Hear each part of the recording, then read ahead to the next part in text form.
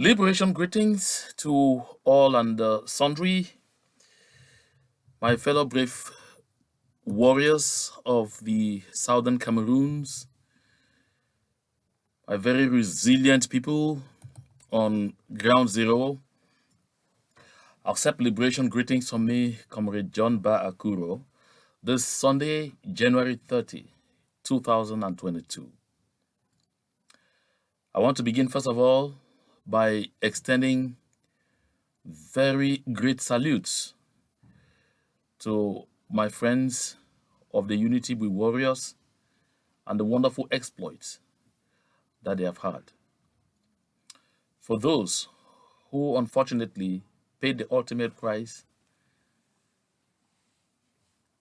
I want to make to you a solemn promise that our people of the southern Cameroons, in their vast majority, are determined that all the sacrifices will never ever go in vain. That despite the actions and gesticulations of a few who think by day and by night that they can transform our movement into a comedy show, into a popularity contest, or into just any kind of thing, that there comes a time when all these things must have to stop. And as far as the movement for the liberation of the southern Cameroons is concerned, that time that these games must stop is now. It even ought to be yesterday. My people, I like us wherever we are to continue to pay respects to all of our IDPs, to all of our refugees, to all our prisoners of war, but most especially to all of those brave hearts that stand and take it for us. You all are my heroes. We are all locked in this together, and we will only do it together. I know sometimes we listen to actors in the international community speak, but rather than picking that which will help us move forward, some in our midst prefer to pick that which fits their egos. That approach delayed our march towards freedom. It will no longer be tolerated. I like to say we, as a people, have finally come to the realization that we must bunch together, work together, synergize, and make sure we pick the best in our midst to hold certain turfs so that we are able to score the goal that is required. So that when you pass the ball to a comrade, you are certain that this comrade is the one who knows exactly what to do with the ball. And that because his eyes are looking at the net, he will score the goal. She will score the goal. Look, I'm motivated to come for us to have this discussion because of certain things that are going on, some discussions that are going on in the international community, and then because of a communication that I listened to last night.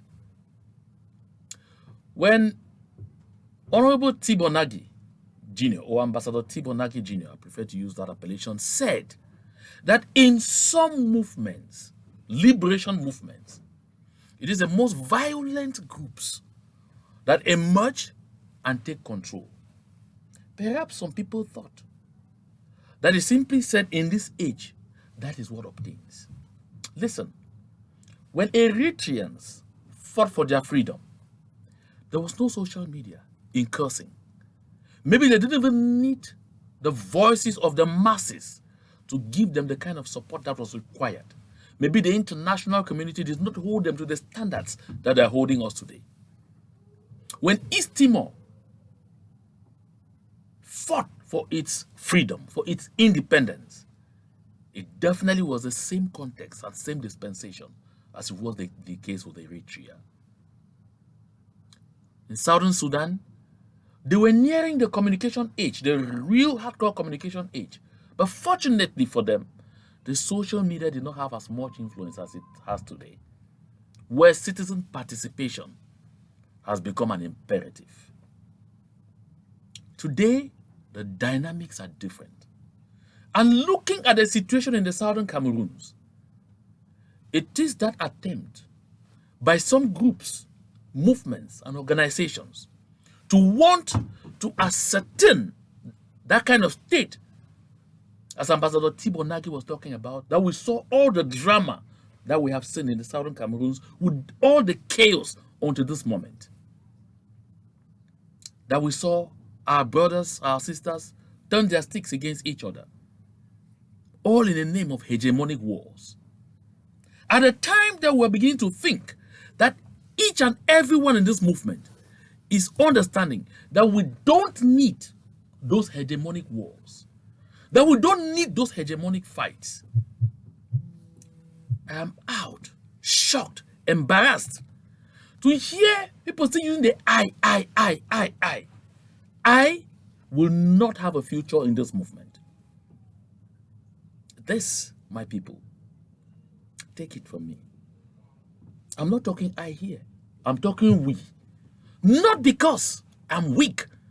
Those of us who talk we is not out of weakness, not out of inability to do what those who talk I are doing.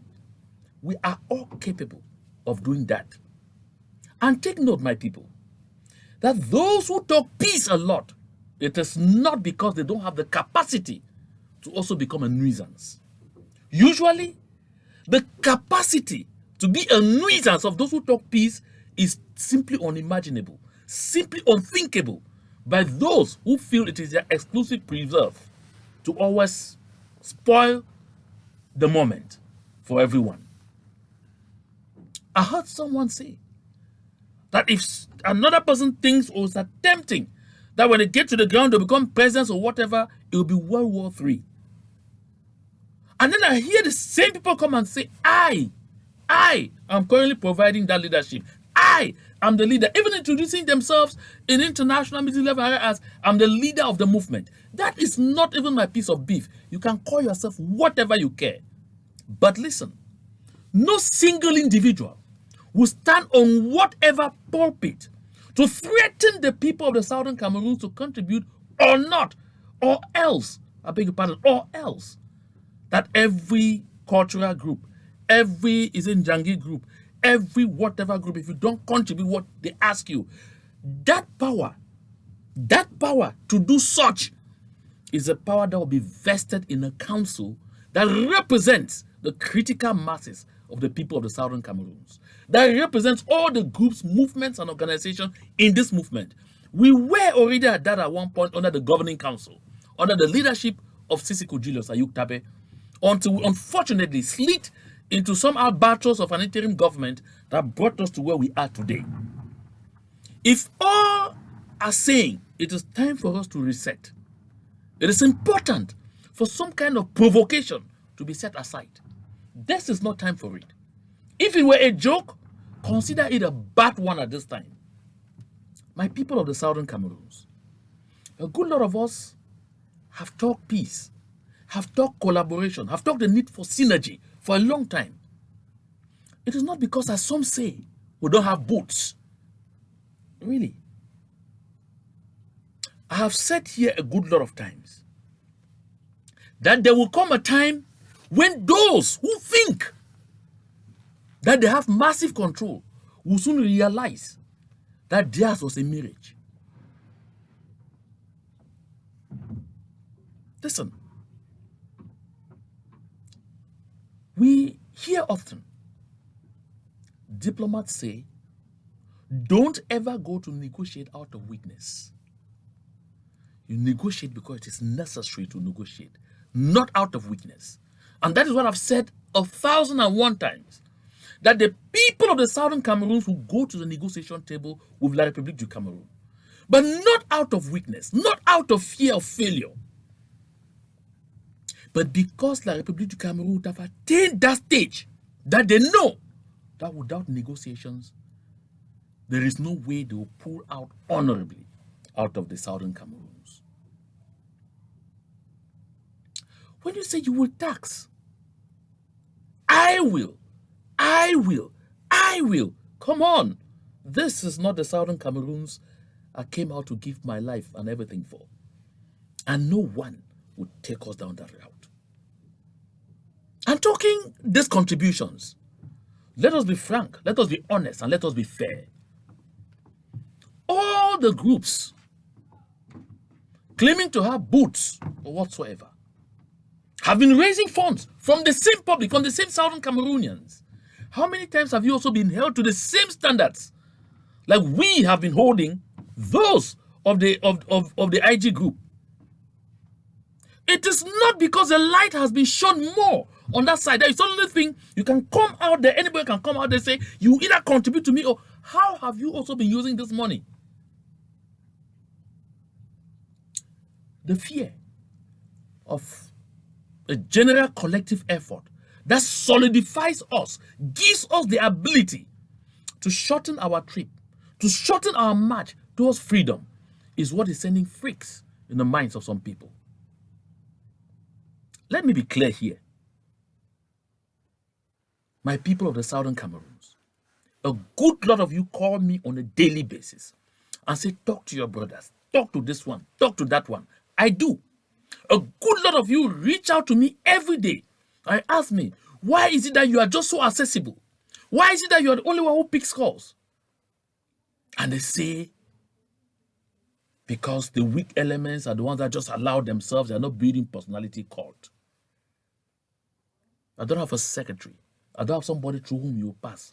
I don't have, what do you call a secretary of state that you want to call and assign you to. No. Why? Because in a revolution, those things don't exist. In a revolution, everybody folds their sleeves and gets down into the trenches. We are running away from personality cult. We cannot change by being the same. That is not possible. We are running away from hatred. Yet we have spent a lot of time promoting hatred amongst us. We cannot love by hating. My people of the southern Cameroons, there are some core realities that the world has begun putting before us today. In the past, they played diplomacy, played every kind of thing by just giving us all the niceties. Today, because they like us, listen to me clearly, because they like us, they have now decided to remove the niceties from the words and use words that will make us understand directly where we stand. Take a look at this.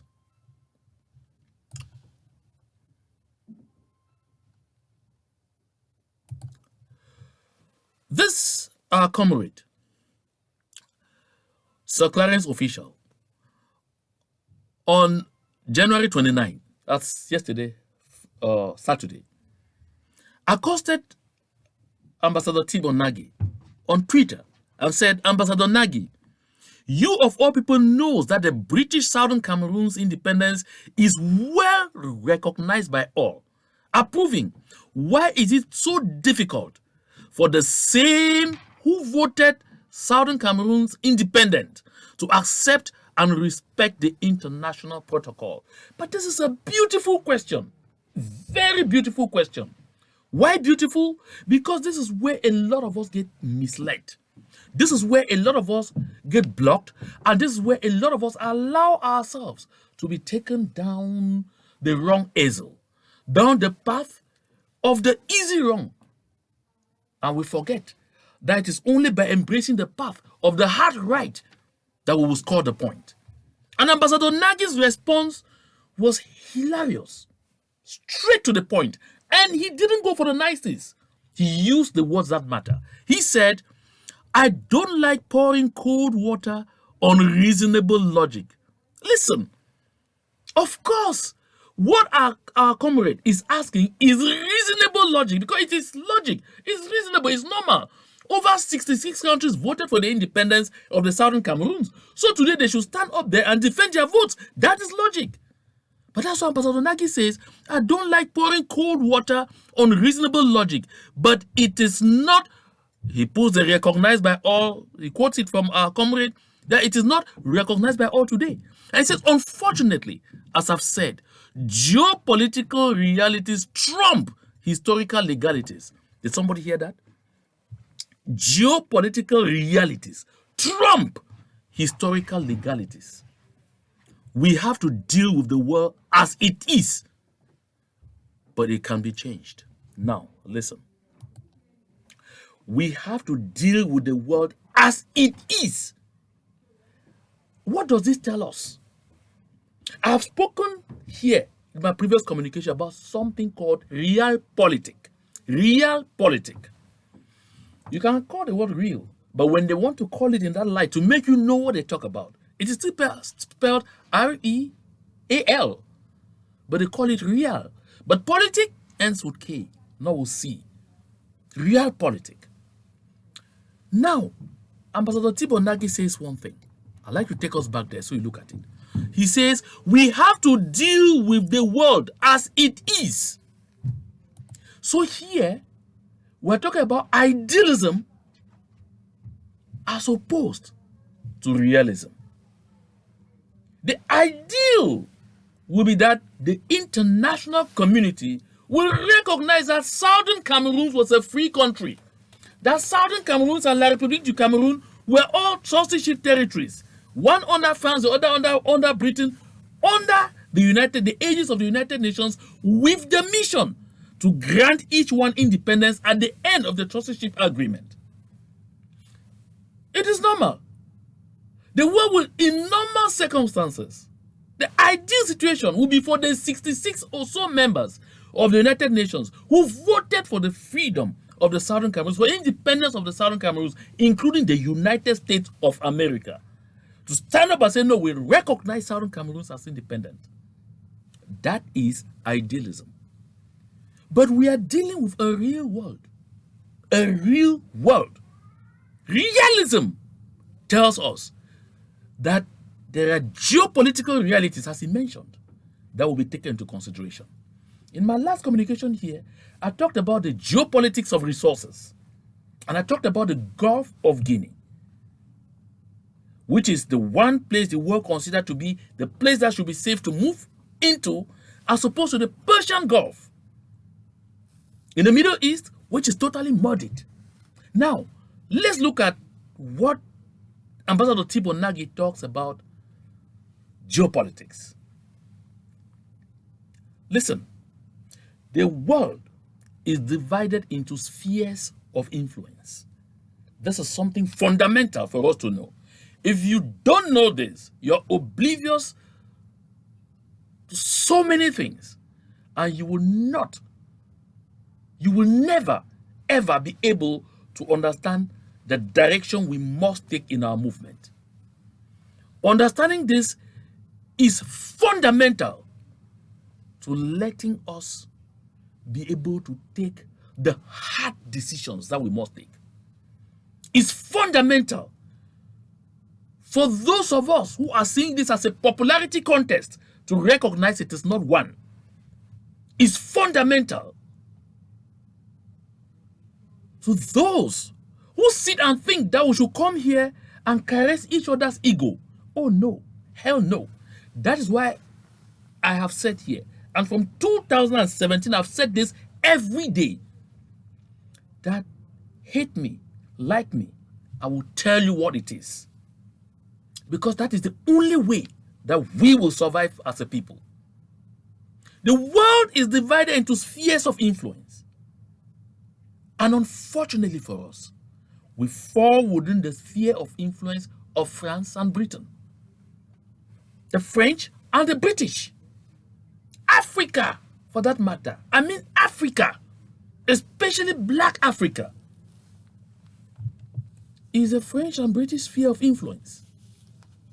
That is why for America, Russia, and before China to take any major kind of decision in that place, they will have to deal with France and Britain. And when I say broken into spheres of influence, it's among the 5 permanent members of the UN Security Council.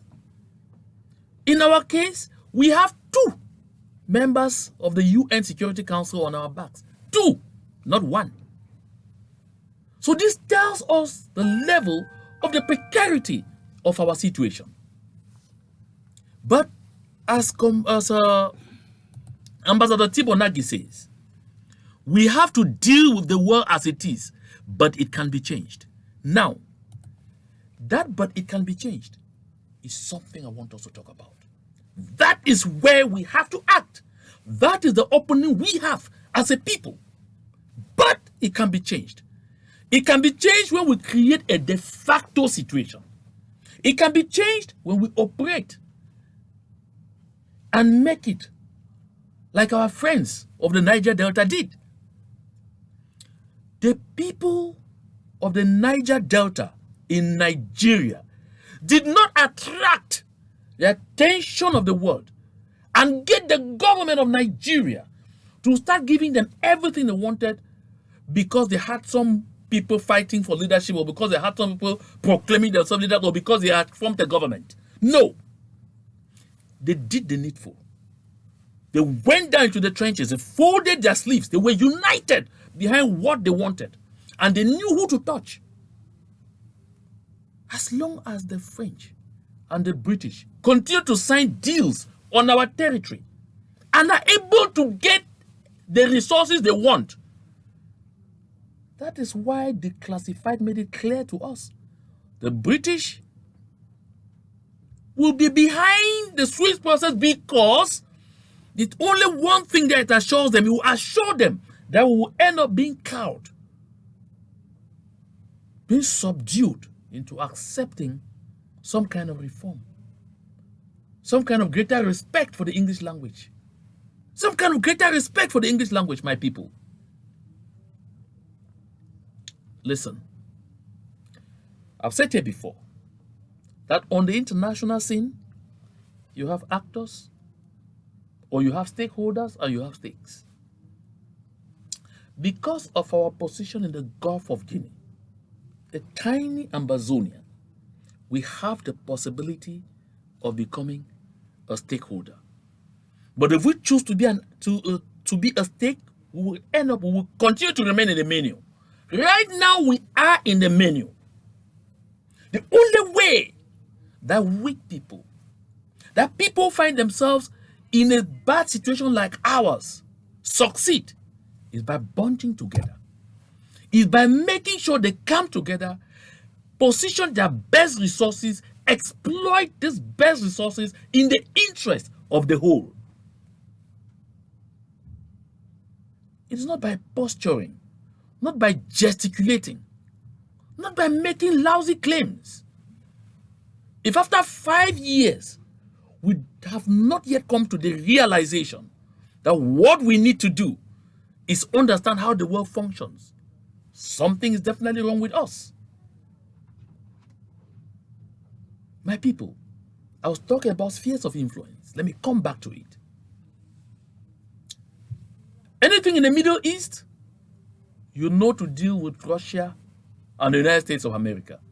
That's what it is. That is their sphere of influence. Middle East, Far East. Anything in Africa, you know to deal with France and Britain. And then China, so the empire of the middle, like they say, is also today challenging the status quo. But not yet from the viewpoint of power, but more from the viewpoint of the economy. But Russia has decided to challenge the current world order. And that is why I now want to share this other tweet. Because Malians, because the people of Central African Republic, and because the people of Burkina Faso have told themselves we are tired with France, tired with the niceties of the British who just sit by and watch, tired, perhaps, with the approach of the United States that is prone to following its allies, to wanting to work and be nice to its allies, France and Britain, they are turning their attention now towards Russia. And our sister, Rebecca Enonchong says, I hate this idea where we have to prefer one foreign power over another. They have their own national interests first. Russia is no better than any others. Let's work on pro-African sentiments. Sister Rebecca Enonchong is not wrong. But unfortunately, she is not realistic. She's living in an ideal world. In Africa, we haven't yet come to terms with the fact that we can do it ourselves. We haven't yet come to terms with the fact that we can be able to settle down and resolve our own affairs. That is why ECOWAS remains a tool in the hands of France and Britain. That is why CEMAC remains absolutely in the tool, a tool in the hands of France. That is why the African Union is in the hands of France and Britain. If anything is happening anywhere in Africa, if these powers don't say a thing, the African Union will be mute. Has the African Union said anything about what's happening in the southern Cameroons? If you're doubting, answer to this question. ECOWAS can't, because they're talking about West Africa. We're in Central Africa. Has CEMAC, the last institution to ever make one statement about this will be CEMAC. Why? Because CEMAC is an institution in the hands of France. The African Union Commission is run by a citizen of CEMAC. That is why you will never hear anything. Even UNOCA is run by a citizen of CEMAC. You will never hear anything. Now, this is why, when I went on Twitter, because I responded to Sister Rebecca. And of course, I got the rest of the world to know, because I brought in the US president, in short, even including the president of France and the Foreign and Commonwealth Office in the United Kingdom, to tell them the world must know that France has wronged Africa so much so that we are ready to embrace even the devil to help us get them out. Her allies must stop closing eyes on France's atrocities in Africa. It is pushing us towards Russia. Why? I'm trying here to tell Sister Rebecca Enonchong, we are not oblivious to the fact that Russians too have their own realities. I am not yet even saying we should rush towards Russia, because there are still a lot of nice people out there in some of the countries of the world, and we have seen the United States willing to step up and see a peaceful resolution of the situation in the southern Cameroons. But we have to play our part. But I want to say, those countries already running towards Russia, and it's not excluded that someday we may also find ourselves doing that, is because they need anyone that will help them kick away France before you sit and start talking with them. This is the reality. Because no one doubts that France has become the cancer for Africa's growth. And all of what is happening in southern Cameroons is because of France. So my people, rather than go sit around and be talking inanities and be making claims about leadership or no leadership, I'm in charge, I will tax this, I will tax that, if you don't do this, come on. This is the time for us to recognize, like the majority of the people are saying out there, I read. I go to Facebook, I read. I go to WhatsApp, I read. I go to Twitter, I read. A good lot of our people are saying today, we need to reset. If there is need to reset, it is not time for yet the beginning of another hegemonic war. Because this time, you will meet some of us resolutely on your path. Enough of this stupidity. Sorry to use the word, but that is what it is. I have said here before that I will no longer be afraid of words. I haven't been since 2017 though, but perhaps I need to go one notch up, me, as an individual, but always seeking to fall within the framework of the we that is required to take us forward. It is we that will take us forward, not I. And that's why I will continue to quote Steve Biko, that I'm going to be me as me. Beat me, jail me, or even kill me. But I'm not going to be what you want me to be. I'm not going to accuse. I'm not going to sit silent when people, because of egos, are trying to rob us of the single wonderful opportunity that we have to deliver freedom to our people. No. No. No. A lot of our people fall for these things because, like Malcolm X says, a man who stands for nothing will fall for anything. Some still find themselves today defending the position of government. No, it wouldn't help us. Before I came into this broadcast, I noticed that Scarf had picked a video, a production I released in 2017, raising some pertinent issues, cut an extra and put it out there. And I've received too many calls to do, people asking. And people saying that there is already talk in some quarters, people saying, I don't know how the 34th resolution filtered in. And they asked me, and I said, but wait a minute. I will speak to it. I won't stay silent at some point because I'm frightened by somebody, no.